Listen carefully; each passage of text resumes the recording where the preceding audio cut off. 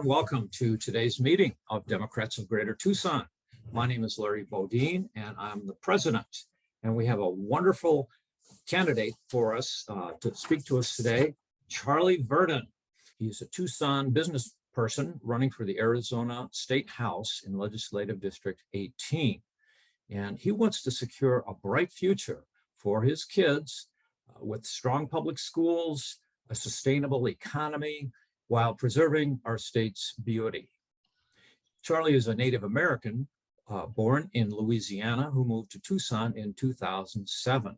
And he is now the successful operator of Fangamer, which is a video game merchandise company located right here in Tucson. He took it from a local operation to a multinational operation. And of course, how could we forget that Charlie was most recently the secretary for Democrats of Greater Tucson. And with that, Charlie, the floor is yours. Go right ahead. Hello, Democrats of Greater Tucson. I'm Charlie Verdin, and I'm running for the State House in LD 18. As Larry just noted, some of you may recognize me from the years I spent hanging around DGT back before the pandemic. I joined the board of DGT back in 2017, took over as secretary when Robert Selby had to step down for health reasons, and served in that capacity until Christine Early stepped up for the job a bit over a year ago, if I remember correctly. It's been a long few years. For a few months, I attended our board meetings with my son, Jamie, in tow, just after he was born. Now he's 3.5 years old, and he has an 11-month-old sister. Let me tell you, I have had no rest during this pandemic. But the world kept spinning, and we have plenty of crises to deal with. The main reason why I decided to run for the state legislature is because my kids are going to be starting public school in just a few years, and I wanted to do my part to help get our public schools on track. I'll be talking more about that in just a bit, but the crises just keep coming, and I want to acknowledge some of those first. So let's start with this. I want to tell you a story from the first day I spent canvassing for signatures. This was back in December, back before redistricting. So I was collecting signatures for both myself and Stephanie Stahl-Hamilton before she got bumped to a different district. I was canvassing with my kids, or just pushing a big double stroller around that neighborhood. It was a very pleasant first day of canvassing. One guy answered the door, and before he agreed to sign my petition, he asked me, "What's your stance on equality?" That seemed like kind of a vague question. So I stumbled a bit saying, equality is very important to me. That answer seemed to satisfy him, and he proceeded to start signing. However, I couldn't leave it at that. I mean, I could have. I got the guy's signature and I had a bunch more houses to get to, but anyone who has gone canvassing knows that you have to relish the times when somebody actually answers the door and seems willing to talk to you. And two, if I'm going to represent someone, I need to know more than the fact that they are into equality. Equality can mean a lot of things. Sometimes equality has been used to justify bad policies. My walking list showed that there were 2 registered Democrats in this House, both men in their 50s. So, I had some clue as to what he actually meant by equality, but I still wanted to be sure. So I asked. He stopped signing and seemed to hesitate a bit before answering, and I understand that. It's not easy to talk about your personal life with a stranger at the best of times, but when you're gay, it can be outright dangerous, even today. Finally, he said, "My husband and I had to wait years before we were able to get married. I don't want that taken away from us." He didn't want his marriage to be taken away from him. Can you imagine? I'd like to think it's unlikely, but is it? We know that the Supreme Court is preparing to overturn Roe versus Wade, or at least that seems to be the case, and I'll get back to that in a bit. And I've heard predictions that Obergefell versus Hodges may meet the same fate soon. I don't know how familiar you all are with the Arizona Constitution, but here's a little slice of it. Article 30, Section 1, the very last line of the Constitution states, "Only a marriage of one man and one woman shall be valid or recognized as a marriage in this state." The only thing standing between us and this dark, hateful line of our state constitution is the US Supreme Court decision from Obergefell versus Hodges. Equality is a fragile thing. it's only as powerful as our will to support it. Now, the frustrating thing here is that there's only so much I could do about marriage equality as a legislator. As it stands, if we were to pass a law legalizing same-sex marriage in the legislature, it would pretty much immediately be deemed unconstitutional thanks to Article 30, as I just mentioned. So we need to amend the Arizona Constitution, a process that unavoidably comes back to the people of Arizona. It's an issue that will be decided at the ballot box, which, hey, while we're at it, there are a few other things I'd like to change about the Arizona Constitution. The aggregate expenditure limit for education and the 2/3 requirement for increasing state revenues both come to mind. The overturning of Roe versus Wade is a different obstacle, in some ways easier since there's no abortion ban in the Constitution, but that doesn't mean much so long as Republicans control the legislature and the governor's office. Hell, even if Democrats took over the state, we all know that not all Democrats are pro-choice. The odds are stacked against us. The Independent Redistricting Commission did us no favors, so we have to be strategic in how we invest in our upcoming elections if Democrats want to maintain that momentum we've been building these past few elections here in Arizona. I'll put a pin in that for now, but trust me, I'll be circling back to that topic near the end. For now, let's talk about me for a bit. Isn't that just the most Democrat thing you've ever heard, to go off on a tangent about equal rights for 5 minutes before I even get around to properly introducing myself? So hi again, I'm Charlie Verdin. I'm running for the state house in LD 18 and so on and so forth. For those of you who don't know me, I moved here from South Louisiana over 10 years ago. My tribe, the Pontiachat, are a historically swamp-dwelling indigenous folk. My dad was a professional fisherman until that industry basically collapsed. Now he captains tugboats for the oil industry, the same industry that helped destroy much of my tribe's land. We'll put a pin in that too. We'll come back to that. My mom stayed home to raise the kids. One of the few women I knew to do so. Most of my aunts went into education, instilling in me a healthy respect for teachers. We'll put another pin in that. All these pins are starting to look like one of those conspiracy theory boards. Anyway, I went through public education, worked my way through college, and ended up where many college-educated millennials end up, working retail and other low-wage jobs. I've been a security guard, a computer technician, I've stocked grocery stores and so on, whatever it took. My family wasn't wealthy, and I hated the idea of debt, so I hustled to afford college. It wasn't great for my education since I barely slept during those years, but I did come out of it with almost no student debt, which is good since I couldn't afford to pay back a sizable loan anyway. And I might still be stuck in that quagmire today, if not for the internet.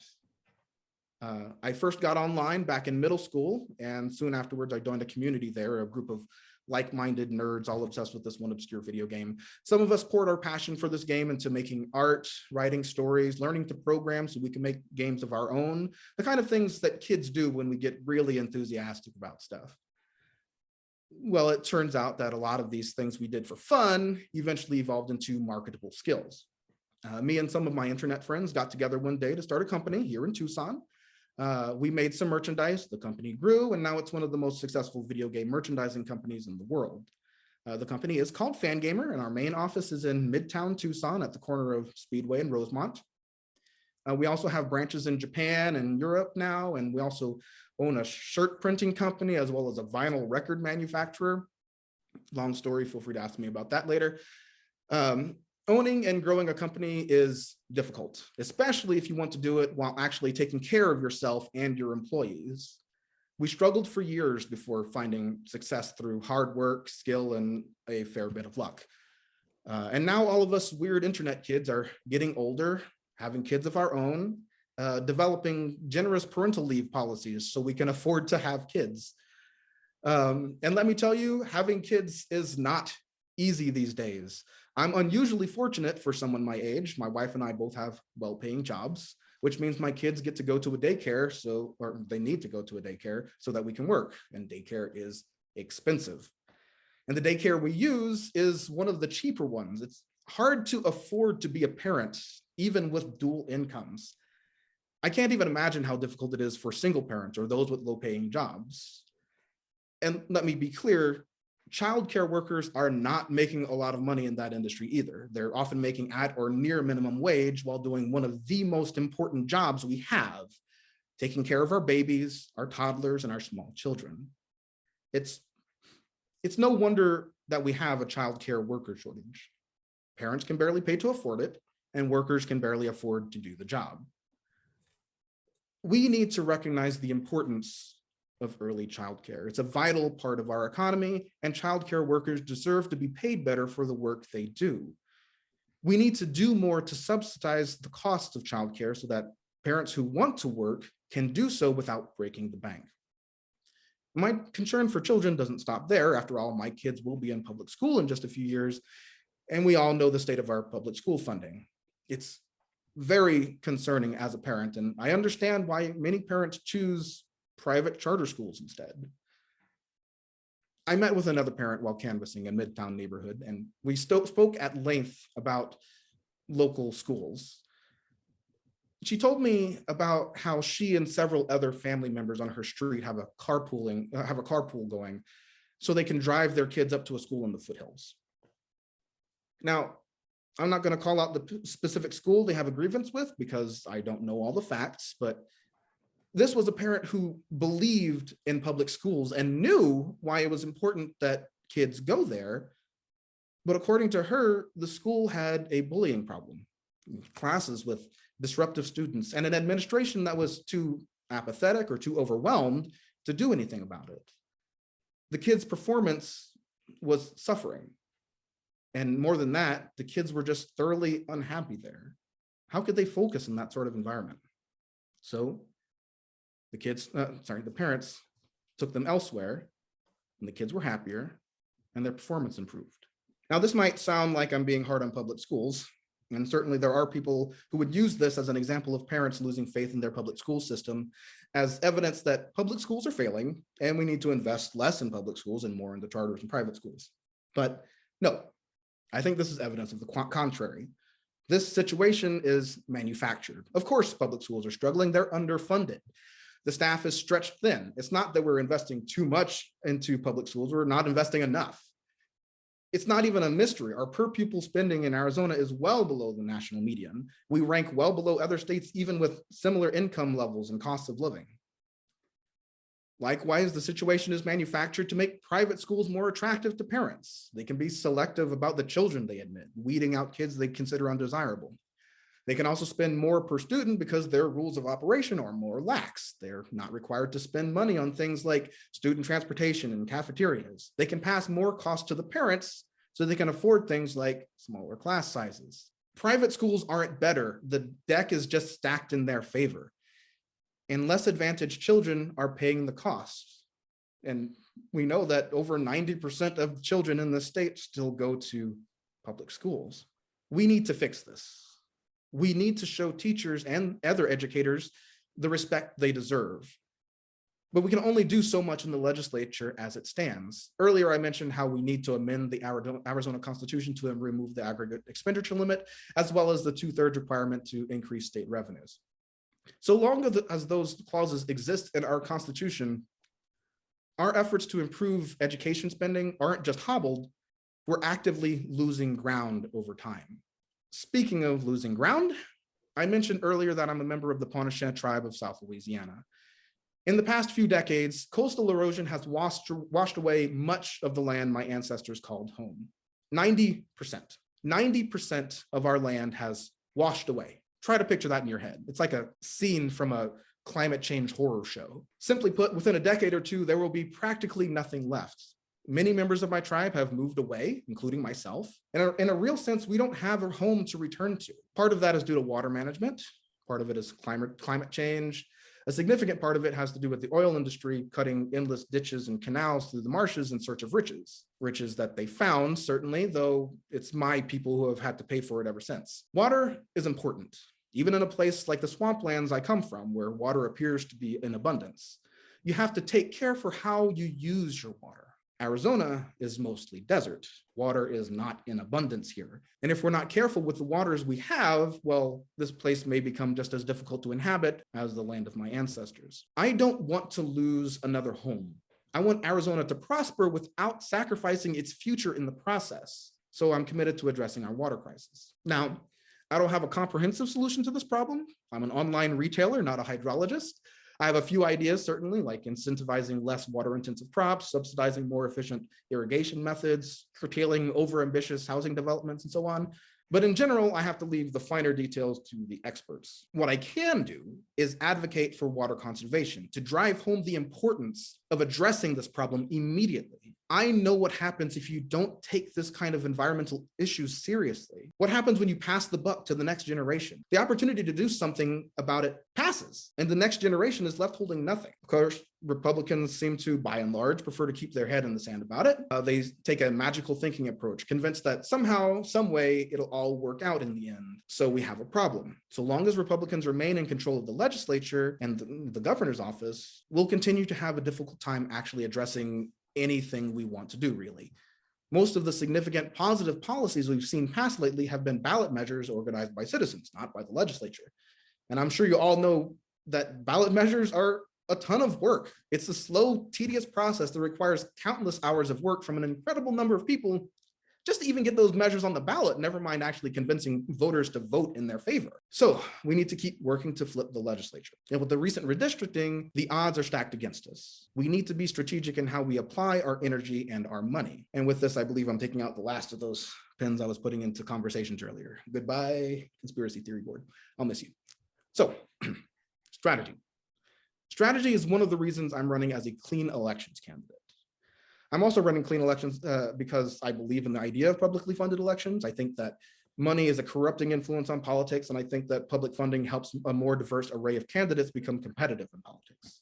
But in my case specifically, it's also a strategic choice. LD 18 is, by some measures, the most heavily Democratic district in Arizona. We have more registered Democrats here than in any other district.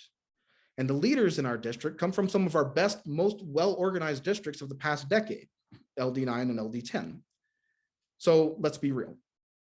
Our legislative races here in LD18 will be decided in the primary. I'm not saying we'll be able to just coast through the general election, of course, but I'm saying that this is our election to lose, which is why I decided not to do any heavy fundraising for my campaign. Why would I spend so much time raising money to spend against my fellow Democrats? Candidates who, I should add, are all solid, quality candidates that I would be honored to serve beside. I'd prefer to spend my time reaching out to voters and connecting with the people of my district directly as much as possible. I am, of course, collecting $5 contributions so that I can qualify for clean elections funding. I just need 200 people to donate $5 each to my campaign, and the Clean Elections Commission will take it from there. You can donate to my campaign through the Secretary of State's website, and I'll post a direct link in the chat for convenience. I could also accept cash donations in person. You can get in touch with me through my website, charlieverdin.com, or just email me directly at charlie@charlieverdin.com. I'd be happy to meet with any of you in person. That said, if you have spare cash to donate to a legislative campaign, I recommend looking toward one of our more competitive races. You don't even have to look far. In District 17 here in Pima County, Democratic candidates Dana Allman and Brian Radford have a tough race ahead of them, and they could use all the help they can get. Seriously, write their names down. Dana Allman, that's Dana, D-A-N-A, Allman, A-L-L-M-O-N-D, and Brian Radford, that's B-R-I-A-N-R-A-D-F-O-R-D. Look them up and consider kicking them a few bucks and helping them out however you can. They need your help more than we do here in LD18. We have to think strategically if we are going to win here in Arizona. We need to pour our limited resources where they'll do the most good. But also, please give me $5 if you can. Anyway, that's enough for me talking. Again, I'm Charlie Verdin, running for the State House in LD18, and I am ready to answer some questions. All right, folks, now comes the fun part. Bring your mouse down to the bottom and you'll see a little smiley face that says reactions. Click on that and raise your hand, and you can ask your question live. And we already have one from Barbara Warren. Barbara, go right ahead and unmute yourself. Charlie, really appreciate your discussion of how climate conditions can dramatically change a community and in fact, abolish a community or do away with it because of it. There are a lot of other kinds of climate changes that we're dealing with. And I would like to hear what solutions that you could address in the legislature and for what other kinds of problems we would have with climate here. I wish we did have more of a problem with water.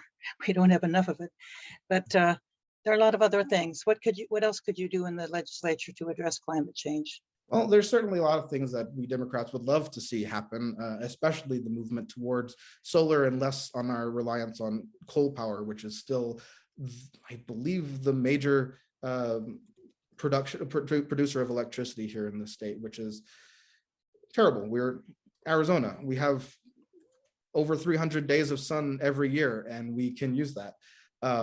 We need to subsidize solar panels as much as possible, especially rooftop solar, so that people can just get off the grid as much as possible. So I think that's the biggest thing we can start moving towards here in this state. I'm very interested in hearing more thoughts about what we can do, though. How can we get rid of gas and oil? Gasoline and gas and household gas and oil. We can do certainly.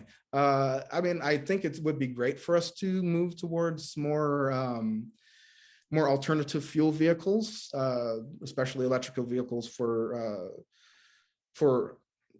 individuals, households. Of course, that is still quite a pricey proposition for a lot of people. I was able to transfer into an electrical vehicle because my old car gave out and would have cost several thousand more dollars to fix. So at that point I was like, well, I can continue to invest in this gas machine, or I can use that as a down payment on an electric vehicle. And that's what I ended up doing. But I'm pretty well off. And at least in that regard, like well enough to get the cheapest electrical vehicle. A lot of people don't have that option, however. So I'm very cautious about efforts to actively penalize people who still have to rely on gas vehicles, just because very quickly that would become a poor tax, especially whenever because there's a movement right now that's suggesting that because the gas prices have been increasing, that we should eliminate our gas tax in order to make it easier on people. I think our gas tax is 25 cents per gallon. And I am not in favor of eliminating the gas tax because that funds our roads. And frankly, I think the fact that it hasn't changed since the early 90s is tragic, because it's what we're gaining from that is not keeping up with the damage our roads are suffering from use.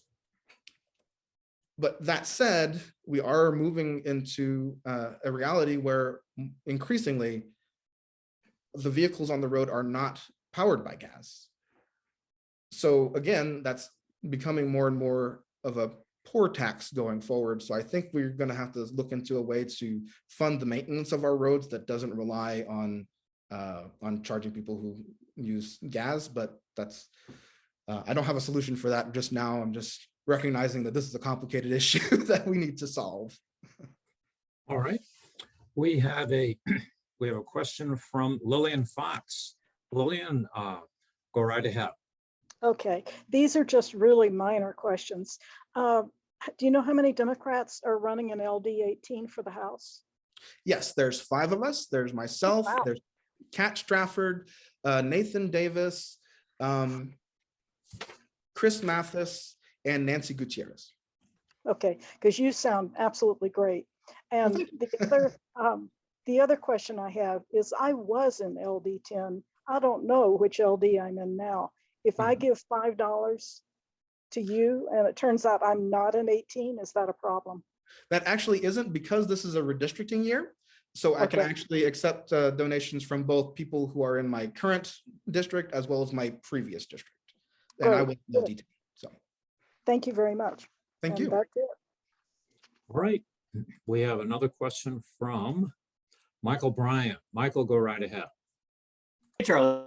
Hey. Well, this touches a little bit on what was just asked. There are 5 candidates for State House in LD 18. So, give us some help. I mean, we have 5 excellent candidates. You've praised them as all being qualified and wonderful people. But what distinguishes you, and why should you get one of our 2 votes?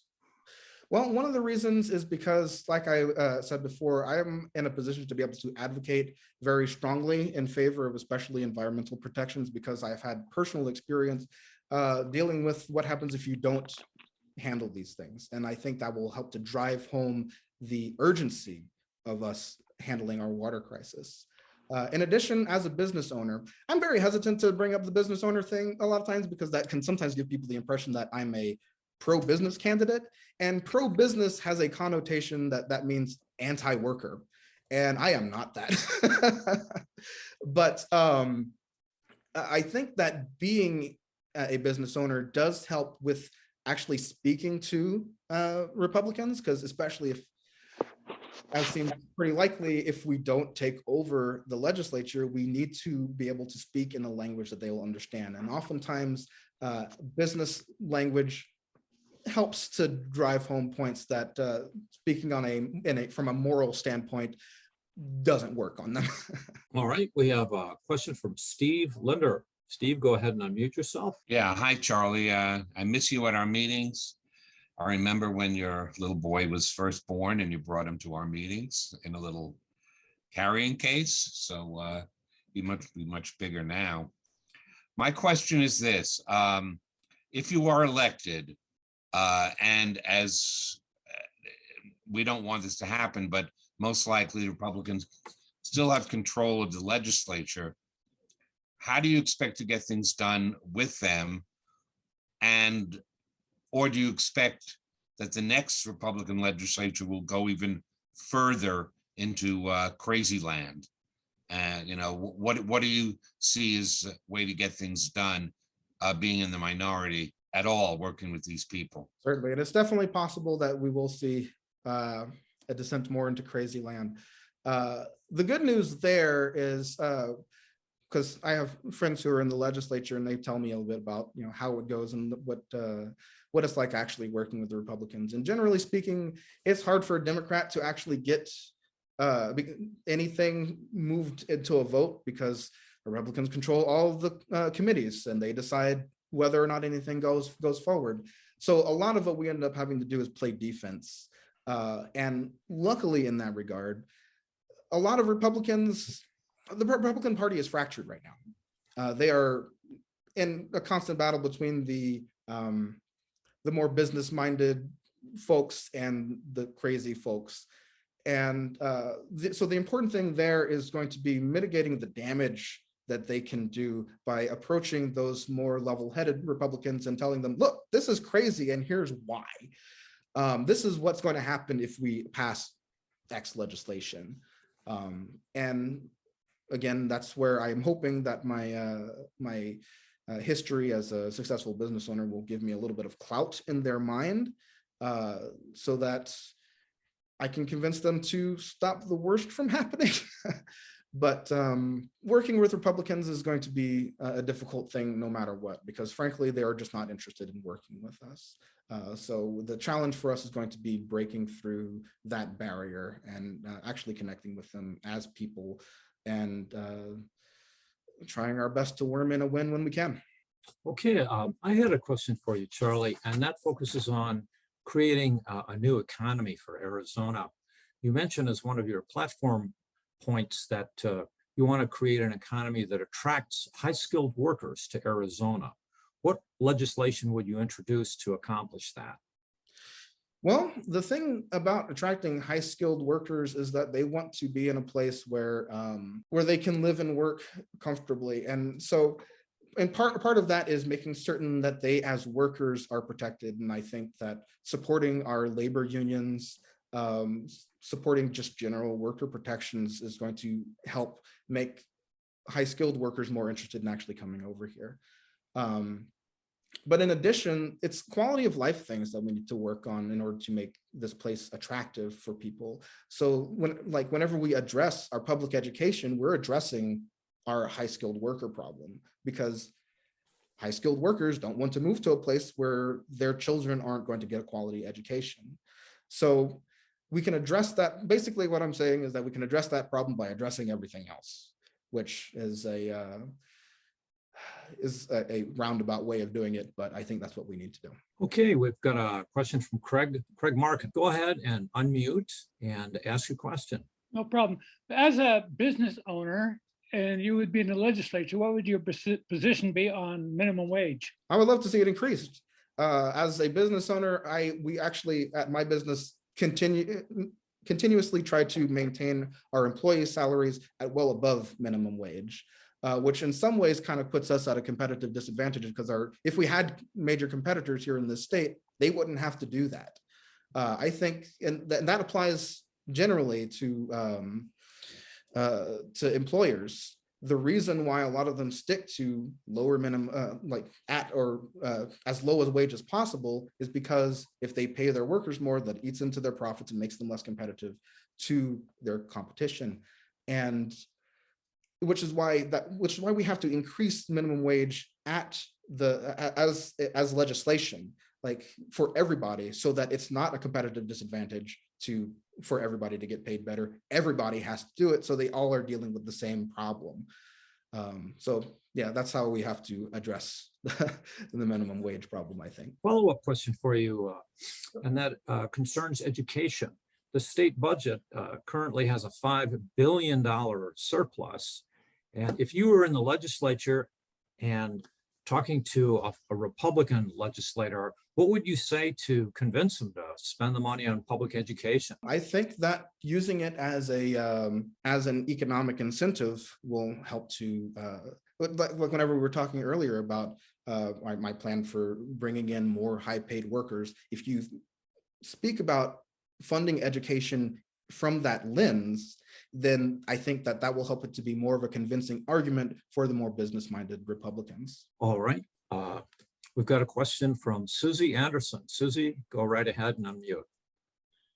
Hi, Charlie. When it comes to dealing with Republicans in our legislature, have you met?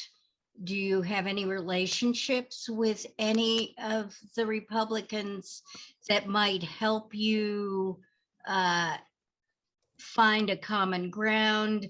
How would you go about finding that common ground if you haven't personally known those people? So I definitely haven't. As long as I've been in Arizona, I've been here in Pima County, which has been blessedly mostly free from Republicans for a while in the legislature. So I anticipate that a lot of that's going to come down to whenever I get there and become part of committees, whatever committees I end up in. Those are smaller and more intimate situations where you can start to get to know the people in that committee. And so it's going to be a matter of being personable and trying to build friendly, if competitive, relationships. And I'm pretty good at making friends, it turns out. Let me ask you a question about gun safety. In the last couple of days, there have been two just unbelievably horrendous mass shootings take place. And, you know, I'm part of a group that is trying to instill gun safety here in Pima County. Yet we have a gun show. We have a gun show where anybody can buy a gun for a couple of $100. The vendors advertise that they, you know, don't take any ID, not even interested in whether you're living in the state or not. Is there anything we can do at the state level to fight all this gun danger? Yes. I mean, regarding the tragic shootings over the weekend, there are multiple facets to that tragedy.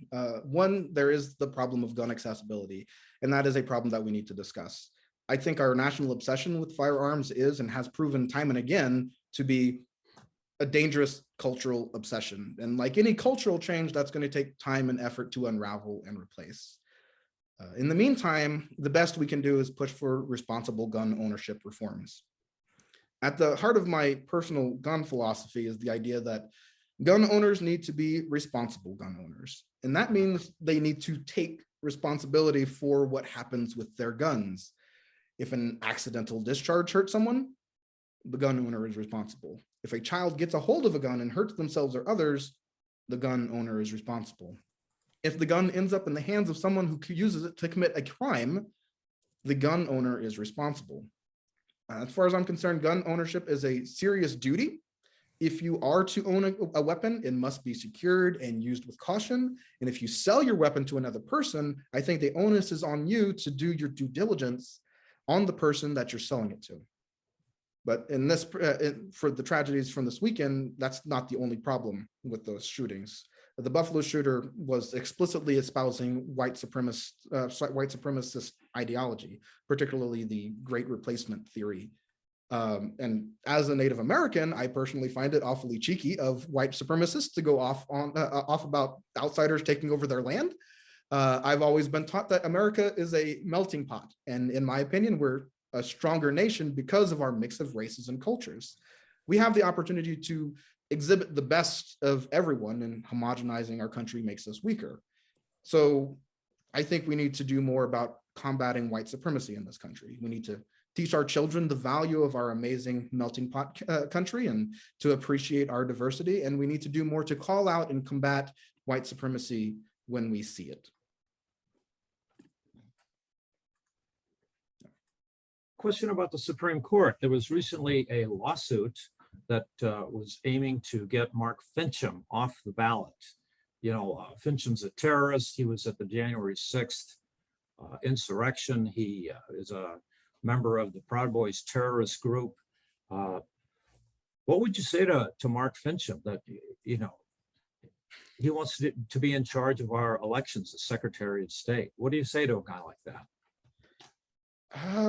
That is a very good question. I would have to think about how to even get through to somebody like that. I mean, I don't know him personally, so it's hard to tell with Republicans in this state how much of what they say and do is performative because they're connecting with certain ideologies that they think they need to in order to win elections. But sometimes that's what they do, sometimes they don't.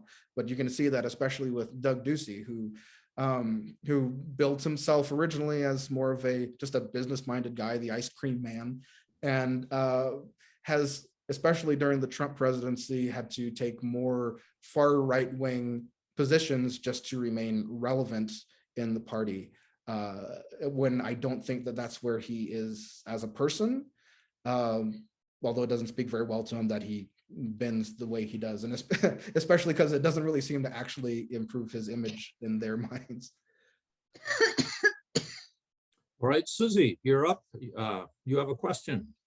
Yeah, we are hurting in this country for low-wage workers, which usually come from the workers who come from South America and Central America and are relegated to sitting across the border with our current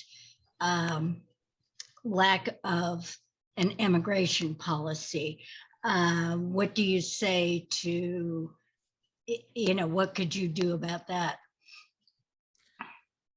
It's hard to say because I think most of our immigration policy, that's all handled at the national level. And it's really hard to convince people at the national level to do anything as a state legislator. But I think we can do more, especially here as a border state, to make it clear that the immigration has not been harmful to us. We are here, we're living it in the border. We live just about 100 miles north of it. And so I think hopefully we can megaphone our experiences to make it clear what the reality is here, to make people less afraid of the concept of allowing more people into the country, especially for economic reasons. Because migrant workers, they're not coming here to stay, they're coming here to work and then go home. It's seasonal work, and it benefits us to allow them to come over and do that. I also think it's important that we provide more protections for those migrant workers, because I think they're often exploited, especially whenever they come over here through less documented means. And yeah, that puts them at a major disadvantage. So I think it'd be wonderful if we could make it easier for people to come in en masse and move back and forth. Okay, Craig Markin has a question. Go ahead, Craig. Yes, as a Native American who is from out of state, what kind of relationship do you have with Native American Arizonans? Unfortunately, not very much. I would love to get to know, especially the folks of the Tohono O'odham Nation, but I haven't had much chance to do so, just because growing the business has taken all of my time up to now. And it wasn't until I got more involved with politics through DGT and other means that I was able to start actually connecting with folks more outside of the business. And so I really think I should be putting more effort into doing so, because I think we have a lot of commonality, but I haven't been able to do so yet. All right, we have another question from Barbara Warren. Please go ahead and unmute. I have, real quickly, what is your position on women's rights and the rights to choose? I think that is incredibly important. I think that it's going to be, especially if Roe versus Wade is overturned, it is, and we have already seen that abortion rights have not passed at the national level, so we've got to fight hard for people, for women to be able to control their own bodies at the state level, if possible. Because whenever it comes down to it, being prevented from abortion, from being able to have abortions, is control of women's bodies away from them, which is not something we allow for anything else. So it seems weird that that continues to be something that people push for, especially here in a land of freedom. Let's see, we have a question from Lillian Fox. Go right ahead, Lillian. I have two tiny comments. Mark Fincham really is crazy. I met him years and years ago, pre-Trump. He's paranoid. He was, I think, somehow suspected I might be a Democrat and was unbelievably rude. I think there are probably a tiny few things you can work with him on, but not anything you really care about, probably.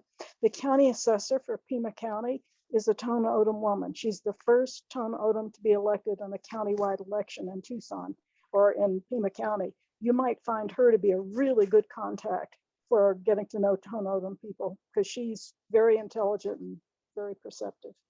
And I'm done. Go ahead, sorry. Well, I have met Gabriella briefly. I do hope to be able to connect with her on a more a long-term level going forward, because I do appreciate the work that she's been doing. I was really happy to see that she got elected as the Pima County Recorder. Good to know about Mark Fincham. Whenever you have somebody who is actually crazy, there's not too much you can really do about it, unfortunately. You have to, whenever you're trying to connect with people, you have to try to find the ones who you do have some commonality with. And at this point, it's really a matter of just making certain that he doesn't get to be Secretary of State. Okay, let's turn to Joe Danishevsky. You've got your hand up. Go right ahead, Joe. Yeah, we do have a question from Karen Gleason.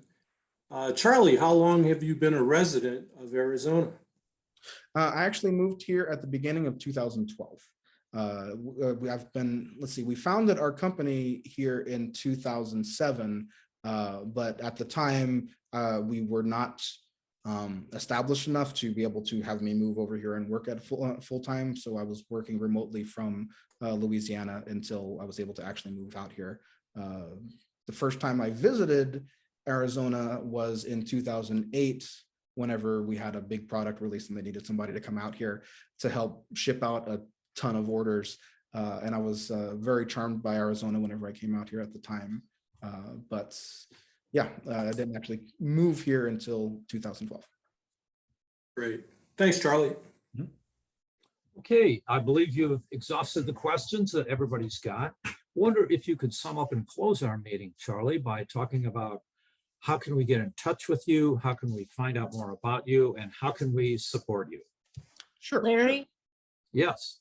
may I have a question associated with Karen's question? Sure. Why as a business did you choose Arizona? because that's where our CEO lived. And we were not in the position to afford to move move the operation anyplace else. We did consider it at some point, but then we decided that we like Arizona. It's affordable for us to live here, which at the time was very important because we were all poor. And we were just operating the company out of a second bedroom at the time. And as our roots got deeper, we decided that, yeah, it's just, there's no reason to move. All right, Charlie, the floor is yours. Tell us how we find out about you and how we support you. Yeah, well, thank you again for coming. Again, I am Charlie Verdin, running for the State House in LD 18. You can find out more about me on my website, charlieverdin.com. There's contact information there, or you can email me, charlie@charlieverdin.com. If you would like to be involved, or if you want to donate $5 to my campaign, you can do that all through my website. There's links there to take you to the Arizona Secretary of State's website for that. And yeah, I welcome anybody who's willing to volunteer or just to talk to me, or yeah, I really just love connecting with people. Terrific. Well, Charlie, thank you so much for coming to the Democrats of Greater Tucson meeting today. I'm going to close the meeting now, and it was great to see everybody, and we'll see you at the next program on Thursday coming up, or at the happy hour.